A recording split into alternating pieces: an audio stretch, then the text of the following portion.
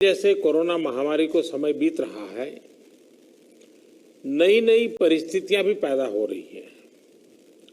अस्पतालों पर दबाव, हमारे स्वास्थ्य कर्मियों पर दबाव, रोजमर्रा के काम में निरंतरता का न आना पाना, ये हर दिन एक नई चुनौती लेकर आते हैं। मुझे संतोष है कि हर राज्य अपने अपने स्तर पर महामारी के खिलाफ लड़ाई लड़ रहा है और चाहे केंद्र सरकार हो चाहे राज्य सरकार हो, हम अनुभव कर रहे हैं कि हम लगातार एक टीम बनकर के काम कर पा रहे हैं और यही टीम स्पिरिट जो है वो एक परिणाम लाने में हम सफल हुए हैं। इतने बड़े संकट को जिस प्रकार से हमने मुकाबला किया है, उसमें सबका साथ मिलकर के काम करना ये बहुत बड़ी बात है। सभी माननीय मुख्यमंत्री जी, आज 80% एक्टिव केसेस हम जो आज मिले हैं इन 10 राज्यों में है और इसलिए कोरोना के खिलाफ लड़ाई में इन सभी राज्यों की भूमिका बहुत बड़ी हो जाती है। आज देश में एक्टिव केसेस 6 लाख से ज्यादा हो चुके हैं, जिनमें से ज्यादातर मामले हमारे इन 10 राज्यों में ही है। इसलिए ये आवश्यकता लगी कि इन 10 राज्यों के एक साथ बैठ करके हम समीक्षा करें, चर्चा करें और उनकी जो बेस्ट प्रैक्टिसेस है, उन्होंने किस किस प्रकार के नए इनिशिएटिव लिए हैं, वे सबके ध्यान में आए, क्योंकि हर कोई अपने अपने तरीके से प्रयास कर ही रहा है। और आज की इस चर्चा से हमें एक दूसरे के अनुभवों से काफी कुछ सीखने को, समझने को मिला है। कहीं न कहीं ये एक भाव आज निकल कर आया है कि अगर हम मिलकर अपने इन 10 राज्यों में कोरोना को हरा देते हैं तो देश भी जीत जाएगा। साथियों, टेस्टिंग की संख्या बढ़कर हर दिन 7 लाख तक पहुंच चुकी है और लगातार बढ़ भी रही है। इससे संक्रमण को पहचानने और रोकने में जो मदद मिल रही है, आज हम उसके परिणाम देख रहे हैं। हमारे यहां एवरेज फर्टिलिटी रेट पहले भी दुनिया के मुकाबले काफी कम था। संतोष की बात है कि ये लगातार और कम हो रहा है। एक्टिव केसेस का प्रतिशत कम हुआ है। रिकवरी रेट लगातार बढ़ता जा रहा है, सुधरता जा रहा है। तो इसका अर्थ यह है कि हमारे प्रयास कारगर सिद्ध हो रहे हैं। सबसे अहम बात यह है कि इससे लोगों के बीच भी एक भरोसा बढ़ा है, आत्मविश्वास बढ़ा है और डर का माहौल भी कुछ कम हुआ है। और जैसे जैसे हम टेस्टिंग को बढ़ाते जाएंगे, हमारी ये सफलता आगे और भी बड़ी होगी और एक संतोष का भाव हमको अनुभव होगा। हमने मृत्यु दर को 1% से भी नीचे लाने का जो लक्ष्य रखा है, इसे भी अगर हम थोड़ा और प्रयास करें, बड़े फोकस में प्रयास करें, तो वो लक्ष्य भी हम हासिल कर सकते हैं। अब आगे हमें क्या करना है, कैसे बढ़ना है, इसे लेकर भी काफी स्पष्टता हमारे बीच में भी उभर करके आई और एक प्रकार से ग्रास रूट लेवल तक सब लोगों के दिमाग में पहुंच गया। अभी क्या करना है, कैसे करना है, कब करना है, बात हिंदुस्तान के एक नागरिक तक हम पहुंचा पाए हैं। अब देखिए, जिन राज्यों में टेस्टिंग रेट कम है और जहां पॉजिटिव रेट ज्यादा है, वहां टेस्टिंग बढ़ाने की जरूरत सामने आई है। खासतौर पर बिहार, गुजरात, यूपी, पश्चिम बंगाल और तेलंगाना, यहां टेस्टिंग बढ़ाने पर खास बल देने की बात हम लोगों की बातचीत में से उभर करके आ रही है।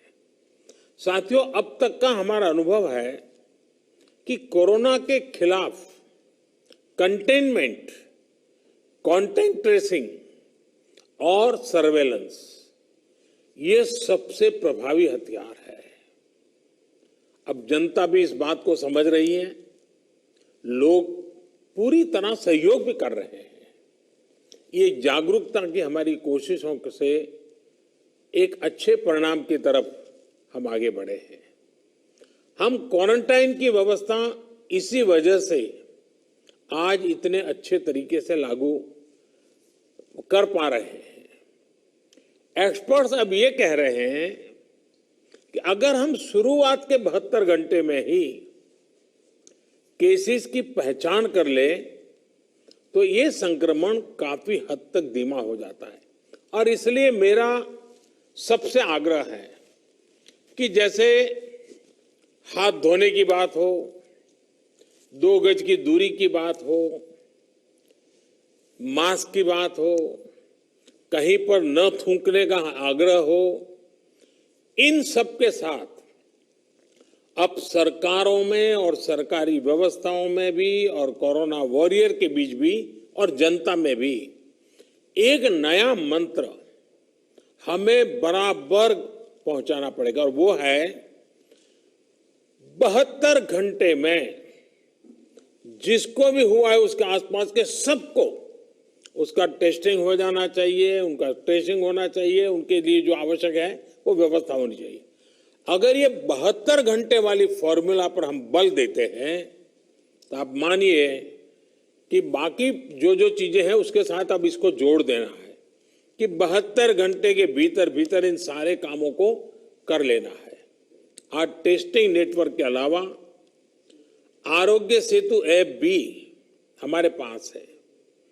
आरोग्य सेतु की मदद से अगर हमारी एक टीम रेगुलरली उसका एनालिसिस करे तो बहुत आसानी से किस एरिया से शिकायत आ रही है हम पहुंच सकते हैं। हमने देखा कि हरियाणा के कुछ जिले, उत्तर प्रदेश के कुछ जिले और दिल्ली, एक ऐसा कालखंड आया कि बड़ी चिंता का विषय बन गया। सरकार ने भी दिल्ली में ऐसी घोषणा की कि लग रहा था कि बड़ा संकट पैदा होगा। तो फिर मैंने एक रिव्यू मीटिंग की और हमारे होम मिनिस्टर श्रीमान अमित शाह जी को नेतृत्व में एक टीम बनाई और नए सिरे से सारा अप्रोच किया। उन 5 जिलों में भी और शहर में भी, दिल्ली में बहुत बड़ी मात्रा में हम जो चाहते हो परिणाम ला पाए। मैं समझता हूं कि कितना ही बड़ा कठिन चित्र दिखता हो, लेकिन सिस्टमेटिक तरीके से अगर आगे बढ़ते हैं तो चीजों को हम हफ्ते 10 दिन में अपने तरफ मोड़ सकते हैं। और हमने अनुभव करके देखा है।